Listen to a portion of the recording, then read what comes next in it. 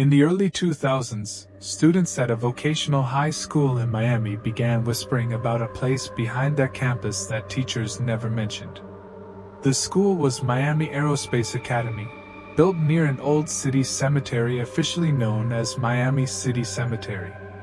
During the day, it was just another school, metal lockers, noisy hallways, after-school clubs. But at night, something about the air behind the football field felt different. Heavy. Watching. Behind the school fence, partially hidden by trees and broken headstones, sat a weathered stone bench locals called the Devil's Chair. No plaque. No explanation. Just a curved limestone seat facing nothing in particular. Students said if you sat there at midnight and left an unopened beer beside you, something unseen would drink it. It started as a dare. Seniors challenging freshmen. A quick run to the cemetery, a blurry photo, laughter to hide nerves. But over time, the stories became harder to dismiss. In October 2003, 4 seniors decided to try it seriously. They climbed the fence after a late football game and walked through the cemetery with a flashlight. The beam flickered over names from the 1800s. Wind pushed through the trees. The bench appeared ahead, pale under moonlight. They set a sealed can beside the stone seat. One of them sat down. Nothing happened at first. Just nervous jokes. Then, from somewhere behind them, came the sound of metal tapping stone. Once. Then again. Tap, tap. They turned around. No one was there. The boy sitting on the chair suddenly froze. He said it felt like someone had sat beside him. The stone dipped slightly under invisible weight. His breathing changed. He whispered that he could feel something close to his ear. Then he said it heard him. "Heard you say what?" one friend asked. But he didn't answer. He just stared forward. A second later, the flashlight died. Total darkness.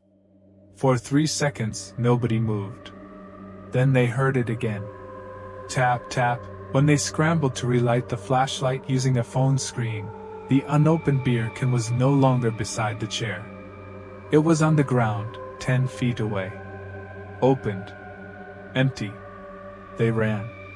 The next Monday, one of the boys refused to come to school. He claimed something had followed him home. He said his bedroom door opened by itself at 3 a.m. 2 nights in a row. Exactly 3 a.m. His friends laughed it off. Until one of them admitted the same thing happened to him. Same time. Same slow creak.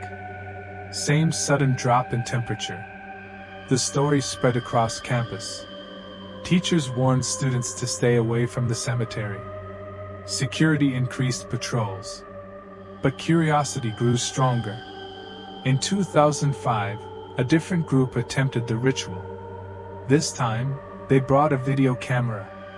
They recorded themselves approaching the chair, placing a sealed bottle beside it, and stepping back. For nearly 10 minutes, nothing happened. Wind. Distant traffic. Nervous breathing. Then the camera picked up a faint scraping sound. The lens shifted slightly, as if someone had brushed against the tripod. A girl behind the camera whispered, "Did you see that?" No one answered. On playback later, they noticed something they hadn't seen in the dark. For just a frame, less than a second, a dark shape appeared behind the chair. Tall. Distorted. Gone immediately. The footage was grainy. Some said it was a trick of light. Others refused to watch it twice. Security eventually confiscated the tape after rumors spread. Officially, nothing unusual was found. Unofficially, the guard who reviewed it reportedly refused to patrol the cemetery alone after midnight.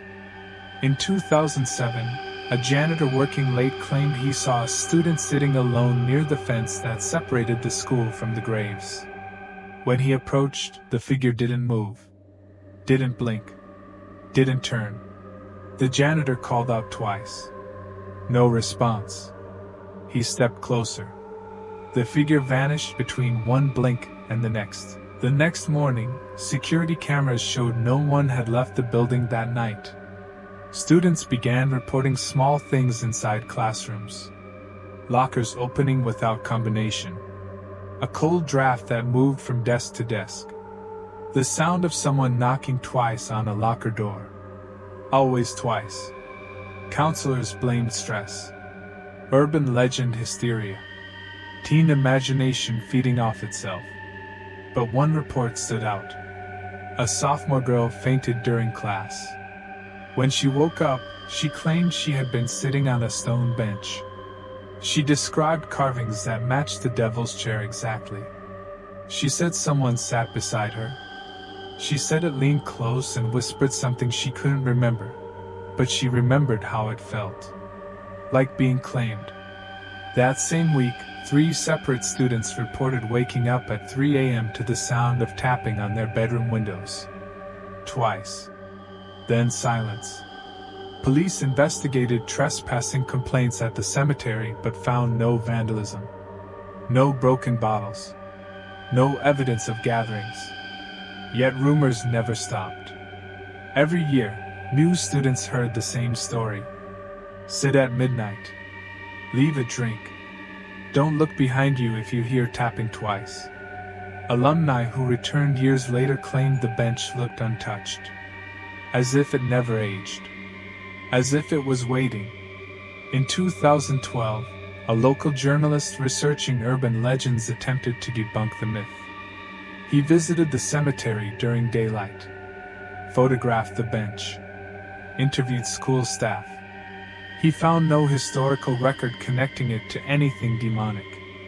But when he returned home, he reportedly received an email from an unknown address. The message contained only 2 words. He waits. No sender. No traceable origin.